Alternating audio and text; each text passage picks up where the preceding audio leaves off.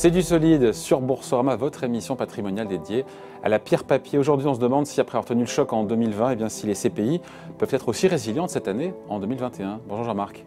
Bonjour David. Alors, certains disent voilà, effectivement, elles ont réussi à passer sans encombre, sans casse les CPI en 2020. Mais certains disent voilà, 2021, c'est l'heure de vérité pour les CPI. On leur dit quoi?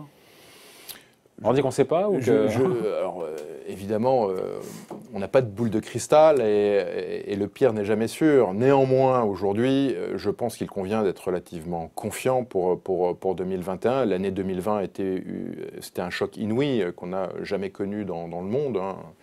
Une crise sanitaire mondiale qui a en plus entraîné une crise économique. Donc 2021, normalement, devrait être une année de reprise. La petite chose un peu... peut-être contrariante à dire, c'est que autant les commerces avaient pu être un peu vilipendés en 2020 et jetés dans les poubelles de l'histoire, autant peut-être en 2021, ça va être la classe d'actifs un peu star, à la faveur, on l'espère, d'un déconfinement complet, d'une sortie de crise économique, avec toute cette épargne que les Français ont mis de côté et qu'ils ont envie de transformer en consommation, en voyage, en restaurant. Les facteurs clés de succès qui ont permis au SCPI en 2020 de surnager, ce seront ces mêmes ingrédients qui vont jouer cette année? Je crois que le facteur clé de succès, c'est deux choses, c'est la diversification et la qualité de la gestion.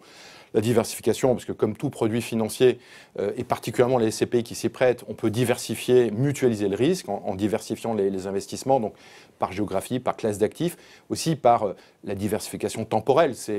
On n'a pas acheté tous les actifs l'année dernière, ce qui aurait pu être considéré comme un achat en haut de marché. On a acheté des actifs, notamment dans nos SCPI historiques, depuis plus de 30 ans, donc à peu près à tous les niveaux du cycle, de telle sorte d'ailleurs qu'on embarque dans nos SCPI des plus-values latentes, qui sont des réservoirs de distribution potentielle assez considérables. Voilà. Après, certains disent qu'aujourd'hui, ce qui est important pour une SCPI, pour qu'elle puisse encore une fois être résistante et résiliente cette année, il faut qu'elle ait du cash, des réserves.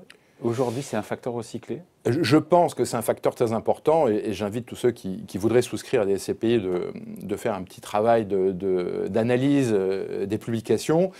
Il y a évidemment le cash qui est dans le bilan de la SCPI, c'est toujours rassurant d'avoir du cash. Ça permet de surcroît de se positionner en saisissant des opportunités d'investissement dans un marché un peu bousculé. Donc nous, on a pas mal de cash. Il y a également ce qu'on appelle le report à nouveau. Le report à nouveau, c'est la partie du résultat qui, par prudence, a été mise de côté et qui n'a pas été distribuée. Donc chez nous, c'est à peu près 2 mois de distribution. Et une chose dont on parle beaucoup moins, et je pense que c'est un tort, c'est les réserves de plus-value latente. Alors c'est un peu théorique parce que ces plus-values, pour pouvoir les distribuer, il faut les réaliser, c'est-à-dire qu'il faut vendre une partie du patrimoine. Mais c'est toujours intéressant de voir... Et potentiellement, ça représente combien ? Chez nous, c'est assez important. Quand on prend l'exemple d'Immorente, qui est une des plus grosses et des plus anciennes SCPI diversifiées françaises, qui fait 3,5 milliards de taille, on a 2 ans de distribution de plus-value latente potentiellement distribuable. Alors, je ne suis pas en train de vous dire que nous allons vendre ces actifs pour distribuer les plus-values, mais je pense que c'est très rassurant de savoir qu'il y a à l'intérieur de la SCPI, dans le bilan, le poids de l'histoire qui se concrétise par des plus-values importantes, ce qui n'est pas forcément le cas à nouveau sur une SCPI qui peut-être est de création récente et qui n'a pas eu le temps de réaliser ces plus-values et qui d'ailleurs peut être considérée comme ayant investi un peu en haut de marché parce que les plus-values peuvent demain aussi se transformer en moins-value. Ouais. Donc au final, ça veut dire que 2021 peut être meilleur même que 2020 en termes de rendement. Une fois qu'on a dit tout ça, bien diversifié, des plus-values. Alors, vous savez que les performances passées ne préjugent pas des bien sûr le rappeler. Que rien n'est garanti.